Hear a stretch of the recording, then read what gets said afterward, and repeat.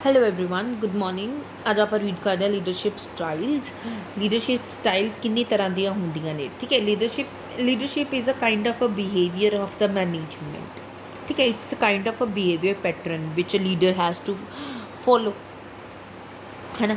Every leader develops a pattern in the way he handle his subordinates और follower in a various situation. मतलब की होंदा है, हर एक अपने लीडर का एक प्रस्पैक्ट होंदा है कि वो अपना एटीट्यूड उस अकॉर्डिंग डेवलप कर लेंदा है जिस अकॉर्डिंग वो सिचुएशन डिमांड करती है कि if you want to if he want a strict attitude towards its subordinates, then he can be a strict leader. If he wants to be a polite with his subordinates, then he can be a polite leader, है ना। The qualities of a leader, the behavior of the leader vary up to situation and situation. The leadership style is the result of a philosophy, personality and experience of the leader. If he is a good leader, then his experience, then his personality, then his thinking capability, his philosophy will be a tremendous, मतलब बहुत अच्छी होएगी। It also depends upon the type of follower and condition prevailing in an organization. ਉਹੀ ਗੱਲ ਹੋਗੀ, ਜੋ ਵੀ conditions ਆਪਣੀ organisation ਦੇ ਵਿੱਚ ਪ੍ਰੀਵੇਲ ਹੋ ਰਹੀਆਂ ਨੇ, ਮਤਲਬ ਆ ਰਹੀਆਂ ਨੇ, ਉਸ ਅਕੋਰਡਿੰਗ ਕਿਵੇਂ ਆਪਣਾ ਫੋਲੋ ਕਰਦਾ, ਕਿਸ ਅਕੋਰਡਿੰਗ ਆਪਣਾ ਕਿਵੇਂ ਐਟੀਟਿਊਡ ਦਿਖਾਉਂਦਾ। According to their attitude and behaviour ਤਾਂ ਕੁਛ ਲੀਡਰਸ ਨੂੰ ਆਪਾਂ ਕਿੱਦਾਂ ਕਲਾਸੀਫਾਈ ਕੀਤਾ ਹੋ ਗਿਆ, ਆਟੋਰੇਟਿਵ ਔਰ authoritative style of leadership. Authoritarian style of leadership ਉੱਥੇ ਹੁੰਦਾ ਹੈ ਵੀ ਜਿੱਥੇ ਵਿਲਡ ਕੀਤੀ ਜਾਂਦੀ ਹੈ ਐਬਸੋਲਿਊਟ ਪਾਵਰ, ਲੀਡਰ ਦੇ ਹੱਥ ਵਿੱਚ ਹੁੰਦਾ ਸਾਰਾ ਡਿਸੀਜ਼ਨ ਮੇਕਿੰਗ ਲੈਣਾ। ठीक है, all decision making is centralized in the leader. There is no participation by subordinates in decision making process. कोई participate नहीं करता subordinate, only one way communication होता है, that only he is the person who can communicate to various subordinates. Nobody has the right to take any decision. Okay, no suggestions or initiative from subordinate is entertained. If any subordinates wants to give suggestion to the leader, then nobody gonna entertain. All decisions major, even the major decision, even small decisions are taken by the leader, and subordinates are forced to obey without any questioning. ਦੇ ਮਤਲਬ ਉਹਨਾਂ ਨੂੰ ਕਰਨਾ ਹੀ ਪਏਗਾ without ਐਨੀ ਕੁਐਸ਼ਨਿੰਗ। ਕੋਈ ਵੀ ਉਹ question ਨਹੀਂ ਪੁੱਛ ਸਕਦੇ, ਸਰ ਅਸੀਂ ਇਹ ਕਿਉਂ ਕਰੀਏ, ਆਪਾਂ ਨੂੰ ਇਹਦੇ ਨਾਲ ਨੁਕਸਾਨ ਹੈ ਜਾਂ ਕੁਝ, ਜੋ ਲੀਡਰ ਨੇ ਡਿਸਾਈਡ ਕਰਤਾ ਦੇ ਹੈਵ ਟੂ ਫੋਲੋ ਦਿਸ। ਠੀਕ ਹੈ, ਦ ਲੀਡਰ ਗਿਵਜ਼ ਰਿਵੋਰਡ, ਜਿਵੇਂ ਤੁਸੀਂ ਆਪਾਂ ਸੋਚ ਸਕਦੇ ਜਿਵੇਂ in the traditional forum we can take an example of a Hitler, ਕਿ ਜੋ ਹਿਟਲਰ ਨੇ ਕਹਿਤਾ ਵੀ ਆਪਾਂ ਨੇ ਇਹੀ ਚੀਜ਼ ਕਰਨੀ ਹੈ, ਦੈਨ ਉਹ ਆਪਾਂ ਉਹੀ ਕਰਾਂਗੇ, ਹੈ ਨਾ। ਸਮ ਕੰਟਰੀਜ਼ ਦੇ ਵਿੱਚ ਅਜੇ ਵੀ ਆਪਾਂ ਏਬਲੀ ਜਿਹੜੀ ਸਿਆਸਤ ਹੁੰਦੀ ਹੈ ਆਪਾਂ ਫੋਲੋ ਕਰਦੇ ਹਾਂ ਕਿ ਜਿਹੜਾ ਇੱਕ ਲੀਡਰ ਨੇ ਰਾਜਾ ਵਾਲੀ, ਕਿ ਇੱਕ ਲੀਡਰ ਨੇ ਕਹਿਤਾ ਉਹੀ ਡਿਸਾਈਡ ਹੋਏਗਾ, ਬਟ ਡੈਮੋਕ੍ਰੇਟਿਕ ਨਹੀਂ ਹੁੰਦਾ ਇਹ ਚੀਜ਼, ਆਟੋਕ੍ਰੇਟਿਕ ਹੁੰਦੀ ਹੈ। ਸਿੰਗਲ ਪਰਸਨ, ਆਟੋ ਮਤਲਬ ਸਿੰਗਲ, ਕ੍ਰਿਟਿਕ ਮਤਲਬ ਚਲਾਣਾ, ਸ਼ਾਸਨ। ਠੀਕ ਹੈ, ਨਾਮ ਤੋਂ ਹੀ ਆਪਾਂ ਨੂੰ ਕਲੀਅਰ ਹੋ ਰਿਹਾ। ਐਡਵਾਂਟੇਜਿਸ ਕੀ ਹੁੰਦਾ, ਡਿਸੀਜ਼ਨ ਮੇਕਿੰਗ ਕੁਇਕ ਹੁੰਦੀ ਹੈ ਕਿਉਂਕਿ ਇਹਨੂੰ ਕਿਸੇ ਦੀ ਵੀ ਸਲਾਹ ਲੈਣ ਦੀ ਜ਼ਰੂਰਤ ਨਹੀਂ ਹੁੰਦੀ, ਖੁਦ ਡਿਸੀਜ਼ਨ ਲੈ ਸਕਦਾ ਇਹ, ਪ੍ਰੋਮਪਟ ਐਨੇ ਡਿਸੀਜ਼ਨ ਲੈਣ 'ਚ। ਠੀਕ ਹੈ, provides motivation and inspiration to the leader since he dictates terms, ਕਿਉਂਕਿ ਉਹਨੂੰ ਡਿਕਟੇਟ ਕਰਨਾ ਪੈਂਦਾ ਆਪਣੇ ਸਾਰੇ ਮਤਲਬ ਸਾਰਾ ਕੰਮ ਇਹਨਾਂ ਨੂੰ ਡਿਕਟੇਟ ਕਰਨਾ ਪੈਂਦਾ, ਤਾਂ ਇਹ ਮੋਟੀਵੇਸ਼ਨ ਵੀ ਇਹੀ ਪ੍ਰੋਵਾਈਡ ਕਰਦਾ।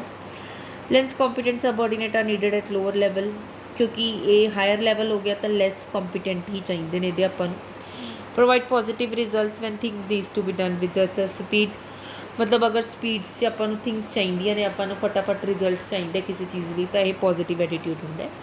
ਡਿਸਐਡਵਾਂਟੇਜਸ, ਕਿਉਂਕਿ ਫਰਸਟ੍ਰੇਸ਼ਨ ਆ ਜਾਂਦੀ ਹੈ ਇੰਪਲੋਏ ਦੇ ਵਿੱਚ ਕਿ ਸਾਨੂੰ ਤਾਂ ਮਤਲਬ ਜੋ ਉਹ ਕਹਿ ਰਿਹਾ ਸਾਨੂੰ ਉਹੀ ਕਰਨਾ ਪੈ ਰਿਹਾ, ਉਹ ਇਨੀਸ਼ੀਏਟ ਲੈਣਾ ਬੰਦ ਕਰ ਦਿੰਦੇ ਨੇ ਕਿਉਂਕਿ ਉਹੀ ਡਿਪੈਂਡ ਹੋ ਜਾਂਦੇ ਨੇ। ਕ੍ਰੀਏਟੀਵਿਟੀ ਐਂਡ ਪੋਟੈਂਸ਼ੀਅਲ, ਜਿਹੜੀ ਕ੍ਰੀਏਟੀਵਿਟੀ ਅਤੇ ਪੋਟੈਂਸ਼ੀਅਲ ਹੁੰਦੀ ਹੈ ਸਬऑर्डिनेट्स ਦੇ ਵਿੱਚ, ਉਹਨੂੰ ਯੂਟੀਲਾਈਜ਼ ਨਹੀਂ ਕਰਦੇ। ਠੀਕ ਹੈ, ਸਬऑर्डिनेट्स ਨੂੰ ਹਾਇਰ ਰਿਸਪੋਂਸੀਬਿਲਿਟੀਜ਼ ਲੈਣ ਲਈ ਆਪਾਂ ਡਿਵੈਲਪ ਨਹੀਂ ਕਰਦੇ। Autocratic style of leadership is suitable in the following situations when fear and punishment policies followed, ਜਦ ਹੋਵੇ ਕਿ ਹਾਂਜੀ ਅਗਰ ਕੰਮ ਨਹੀਂ ਕਰੋਗੇ ਤਾਂ ਤੁਹਾਨੂੰ ਡਰ ਹੈ ਅਤੇ ਤੁਹਾਨੂੰ ਪਨਿਸ਼ਮੈਂਟ ਮਿਲ ਸਕਦੀ ਹੈ, ਉੱਥੇ ਇਹ ਫੋਲੋ ਹੁੰਦਾ। ਜਦ ਜਿਹੜੇ ਸਬऑर्डिनेट्स ਹੁੰਦੇ ਨੇ ਕੁਆਲੀਫਾਈਡ ਨਹੀਂ ਹੁੰਦੇ, ਇਨਐਕਸਪੀਰੀਅੰਸਡ ਹੁੰਦੇ ਨੇ। ਠੀਕ ਹੈ, ਜਦ ਲੀਡਰ ਨੇ ਆਪਣਾ ਡੋਮੀਨੇਟ ਕਰਨਾ ਹੋਵੇ ਡਿਸੀਜ਼ਨ ਮੇਕਿੰਗ। ਅੱਜ ਕੱਲ੍ਹ ਦੇ ਜ਼ਮਾਨੇ ਦੇ ਵਿੱਚ ਆਟੋਕ੍ਰੈਟਿਕ ਲੀਡਰਸ਼ਿਪ ਆਪਾਂ ਨੂੰ ਘੱਟ ਦੇਖਣ ਨੂੰ ਮਿਲਦੀ ਹੈ, ਕਿਉਂਕਿ ਹਰ ਇੰਪਲੋਏ ਅੱਜ ਕੱਲ੍ਹ ਐਜੂਕੇਟਿਡ ਹੋ ਚੁੱਕਿਆ ਹੈ, ਵੈਲ ਆਰਗੇਨਾਈਜ਼ ਦੇ ਵਿੱਚ ਆਪਾਂ ਹਮੇਸ਼ਾ ਡੈਮੋਕ੍ਰੇਟਿਕ ਹੀ ਯੂਜ਼ ਕਰਦੇ ਹਾਂ। ਆਟੋਕ੍ਰੈਟਿਕ ਤੋਂ ਤੁਹਾਨੂੰ ਮਤਲਬ ਪਤਾ ਲੱਗ ਜਾਣਾ ਚਾਹੀਦਾ ਨਾ, ਆਟੋਕ੍ਰੈਟਿਕ, ਓਕੇ। ਹੁਣ ਨਾਓ ਡੈਮੋਕ੍ਰੇਟਿਕ, ਡੈਮੋ ਮਤਲਬ ਆਲ, ਸਭ ਦੀ ਆਪਣਾ ਆਪਣਾ ਇੱਕ ਪੁਆਇੰਟ ਹੁੰਦਾ ਹੈ। ਆਪਣੀ ਜਿਵੇਂ ਕੰਟਰੀ ਹੈ, our country is a democratic country, every citizen has right to vote, ਹੈ ਨਾ, every citizen has his own right. ਤਾਂ ਕੀ ਹੈ ਵੀ ਇਹਦੇ ਵਿੱਚ ਵੀ ਹਰ ਸਬਆਰਡੀਨੇਟਸ ਨੂੰ ਡਿਸੀਜ਼ਨ ਲੈਣ ਦੀ ਅਥੋਰਿਟੀ ਪ੍ਰੋਪਰ ਮਿਲੇਗੀ। Under this style leader acts according to the mutual consent, ਠੀਕ ਹੈ, ਵੀ ਮਿਊਚੁਅਲ ਕੰਸੈਂਟ ਦੇ ਨਾਲ ਵੀ ਲੀਡਰ ਅਤੇ ਸਬਆਰਡੀਨੇਟਸ ਦੇ ਵਿੱਚ ਮਿਊਚੁਅਲ ਕੰਸੈਂਟ ਹੁੰਦਾ ਹੈ ਕਿ ਦੋਨੋਂ ਆਪਸ ਦੇ ਵਿੱਚ ਡਿਸੀਜ਼ਨ ਲੈ ਸਕਦੇ ਨੇ। ਫਿਰ ਸਬਆਰਡੀਨੇਟਸ, ਉਹਨਾਂ ਦੀ ਪਾਰਟੀਸਿਪੇਸ਼ਨ ਇਨਵੋਲਵ ਹੁੰਦੀ ਹੈ ਡਿਸੀਜ਼ਨ ਮੇਕਿੰਗ ਦੇ ਵਿੱਚ, ਉਹਨਾਂ ਤੋਂ ਸੁਜੈਸ਼ਨਸ ਲਏ ਜਾਂਦੇ ਨੇ। ਫਿਰ ਲੀਡਰ ਡੈਲੀਗੇਟ ਕਰਦਾ, ਆਪਣੀ ਡੀਸੈਂਟਰਲਾਈਜ਼ ਕਰਦਾ ਆਪਣੀ ਅਥੋਰਿਟੀ, ਠੀਕ ਹੈ। ਜੋ ਮੈਜੋਰਿਟੀ ਦੇ ਵਿੱਚ ਓਪੀਨੀਅਨ ਬਣਦਾ ਹਾਂਜੀ ਵੀ ਉਹਨੂੰ ਇੱਕ, ਜਿਵੇਂ ਆਪਾਂ ਨੇ ਕਹਿਤਾ ਕਿ ਹਾਂਜੀ ਆਪਾਂ ਨੇ ਅੱਜ ਪ੍ਰੋਡਕਸ਼ਨ ਇਨਕਰੀਜ਼ ਕਰਨੀ ਹੈ, so every subordinate has a right to speak, ਮਤਲਬ ਰਿਗਾਰਡਿੰਗ ਦਿਸ ਟੋਪਿਕ। ਤਾਂ ਜੋ ਮੈਜੋਰਿਟੀ ਦੇ ਵਿੱਚ ਡਿਸੀਜ਼ਨ ਆਏਗਾ ਉਹੀ ਅੱਗੇ ਫੋਲੋ ਹੁੰਦਾ ਹੈ। The subordinates are given the freedom of thinking and expressions, ਉਹਨਾਂ ਨੂੰ ਮਤਲਬ ਸੋਚਣ ਦਾ, ਉਹਨਾਂ ਨੂੰ ਬੋਲਣ ਦਾ ਪ੍ਰੋਪਰ ਪੂਰਾ ਟਾਈਮ ਮਿਲਦਾ ਹੈ। ਇਹਦੀ ਡਾਇਗਰਾਮ ਕੀ ਹੈ, ਹੀ is the leader, they are the subordinates, ठीक है, they are interly connected, this is the democratic style of leadership। ਇਹਦੇ ਵਿੱਚ ਕੀ ਹੈ, level of motivation of employees is high, ਕਿਉਂਕਿ ਉਹਨਾਂ ਨੂੰ ਮੋਟੀਵੇਟ ਕਰੇਗਾ, ਕੰਮ ਕਰਨਗੇ, ਡਿਸੀਜ਼ਨ ਵੀ ਕੁਇਕ ਲਏ ਜਾਂਦੇ ਨੇ, ਇੰਪਲੋਏ ਲੋਇਲ ਬਣ ਜਾਂਦੇ ਕਿਉਂਕਿ ਆਰਗੇਨਾਈਜੇਸ਼ਨ ਨਹੀਂ, ਕਿਉਂਕਿ ਉਹਨਾਂ ਨੂੰ ਪਤਾ ਵੀ ਸਾਡੇ 'ਤੇ ਵੀ ਆਰਗੇਨਾਈਜੇਸ਼ਨ ਅਗਰ ਕੁਝ ਗਲਤ ਡਿਸੀਜ਼ਨ ਲਵਾਂਗੇ ਤਾਂ ਨੁਕਸਾਨ ਹੋ ਸਕਦਾ। Complaints, grievances and industrial unrest are, complaints ਮਤਲਬ ਅਵੋਇਡ ਹੋ ਜਾਂਦੀਆਂ ਨੇ, ਇੱਕ ਦੂਜੇ ਨਾਲ ਕੋਈ ਕੰਪਲੇਂਟ ਨਹੀਂ ਰਹਿੰਦੀ, ਗਰਜਿਸ, ਗ੍ਰੀਵੀਐਂਸਿਸ, ਹੈ ਨਾ, ਇਹ ਸਭ ਰਿਮੂਵ ਹੋ ਜਾਂਦਾ। डिसएडवांटेजेस की है, डिले। ਹੁਣ ਅਗਰ ਆਪਾਂ ਇੱਕ ਪਰਸਨ ਨੇ ਡਿਸੀਜ਼ਨ ਲੈਣਾ ਉਹ ਕਿਉਂ ਲਏਗਾ, ਅਗਰ ਸਾਰੇ ਪਰਸਨ ਨੇ ਡਿਸੀਜ਼ਨ ਲੈਣਾ ਹੈ ਤਾਂ ਉਹ ਟਾਈਮ ਲੱਗ ਜਾਂਦਾ। ਲੀਡਰ ਮੇ ਅਬੈਡੀਕੇਟ ਰਿਸਪੋਂਸਿਬਿਲਿਟੀ ਬਾਈ, ਹੁਣ ਲੀਡਰ ਆਪਣਾ ਕਈ ਵਾਰ ਕੀ ਹੋ ਜਾਂਦਾ ਵੀ ਐਵੇਂ ਹੋ ਜਾਂਦਾ ਵੀ ਹਾਂ ਠੀਕ ਹੈ ਮੈਂ ਆਪਣੀ ਰਿਸਪੋਂਸਿਬਿਲਿਟੀ ਬਾਅਦ 'ਚ ਕਰ ਲੂੰਗਾ, ਵੀ ਮੇਰੇ ਸਬਆਰਡੀਨੇਟਸ ਹੀ ਕੰਮ ਕਰ ਲੈਣਗੇ। may not provide good result when subordinate are not responsive, अगर रिस्पॉन्सिबल ना हो सबॉर्डिनेट्स तो कई बार अच्छा रिजल्ट नहीं आता। सूटेबिलिटी एक हद सूटेबल होंगी है जब ਆਪਾਂ ਨੂੰ ਪਾਰਟੀਸਿਪੇਸ਼ਨ ਸਬਆਰਡੀਨੇਟਸ ਦੀ ਡਿਸੀਜ਼ਨ ਮੇਕਿੰਗ ਦੇ ਵਿੱਚ ਰਿਕਵਾਇਰਡ ਹੁੰਦੀ ਹੈ। When the company wants to increase job satisfaction of employees, ਹੁਣ ਇੰਪਲੋਈਜ਼ ਨੂੰ ਹੁੰਦਾ, ਆਪਾਂ ਪਿੱਛੇ ਮੋਟੀਵੇਸ਼ਨ ਦੇ ਵਿੱਚ ਪੜ੍ਹਿਆ ਸੀ ਨਾ, that every employees needs job satisfaction, when he get the job satisfaction he automatically motivates himself toward his job, ठीक है। When subordinate accept goal of the organisation, जब वो सबॉर्डिनेट एक्सेप्ट करता है कि मेरे ऑर्गेनाइजेशन के गोल, जो गोल्स ने ऑर्गेनाइजेशन के वही गोल्स मेरे ने। एग्जाम्पल इन्होंने दी हो, नारायण मूर्ति who has taken the command of Infosys for the second time encourages communication freely with each other and gives suggestions। Narayan Murthy Infosys ਦਾ ਸੈਕਿੰਡ ਟਾਈਮ ਆਪਣਾ ਕਮਾਂਡਰ ਬਣਿਆ ਅਤੇ ਕਮਿਊਨੀਕੇਟ ਫਰੀਲੀ ਕਮਿਊਨੀਕੇਟ ਕਰਦਾ ਹੈ ਕਿ ਮਤਲਬ ਹੀ can contact freely with his subordinates, every subordinates, ਠੀਕ ਹੈ। ਲੇਜ਼ਰਸ ਫੇਰੀ ਔਰ free rein style of leadership, ਇਹਦੇ ਵਿੱਚ ਕੀ ਹੁੰਦਾ ਹੈ, under this type of leadership maximum freedom is allowed to subordinates, they are given free hand in deciding their own policies and method and take their own decision। ਹੁਣ ਇਹ ਆਪਾਂ suitable ਕੀਤੇ ਹੁੰਦੇ ਜੇ ਡਿਫਰੈਂਟ ਪਾਰਟ ਆਪਾਂ ਉਹ ਬਣਾਤੇ, like production department, sales department, then they have the right to create their own policies, their own method, their own decision, nobody interfere in their work, ठीक है। the leader provide help only when required by his subordinate, otherwise he does not interfere in the work। ਅਗਰ subordinates ਨੂੰ help ਦੀ ਜ਼ਰੂਰਤ ਹੁੰਦੀ ਹੈ leader ਦੀ ਤਾਂ ਹੀ ਉਹ interfere ਕਰਦਾ ਹੈ, ਅਦਰਵਾਈਜ਼ ਉਹ ਇੰਟਰਫੇਅਰੈਂਸ ਦੀ ਬਿਲਕੁਲ ਨਹੀਂ ਹੁੰਦੀ। ਨਾਓ ਦਿਸ ਇਜ਼ ਦ ਲੀਡਰ, ਠੀਕ ਹੈ। ਇਹ ਆਪਣੇ ਹੋ ਗਏ free rein style of leadership, ਜਿਹਦੇ ਵਿੱਚ ਹਰ ਚੀਜ਼ ਨੂੰ ਆਪਣੇ ਮਤਲਬ ਡਿਸੀਜ਼ਨ ਲੈਣ ਦੀ ਪ੍ਰੋਪਰ ਇਜਾਜ਼ਤ ਹੁੰਦੀ ਹੈ, ਪਰਮਿਸ਼ਨ ਹੁੰਦੀ ਹੈ।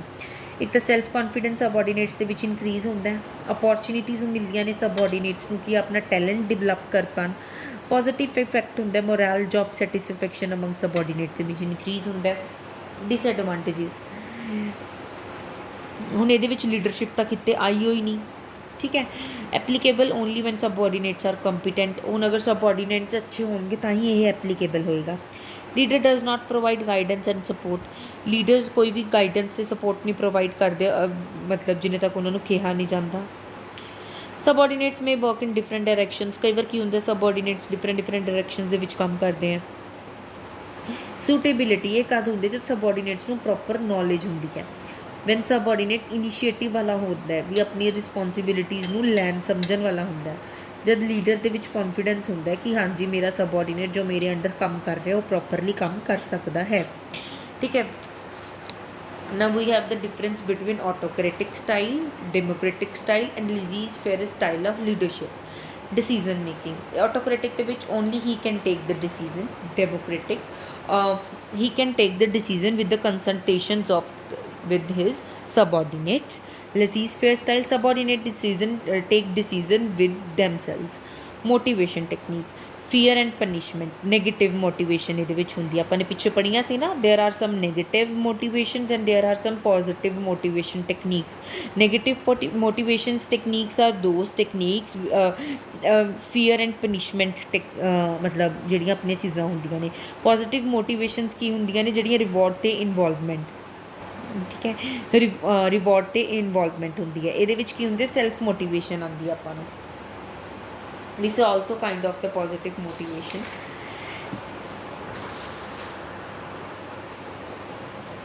ठीक है।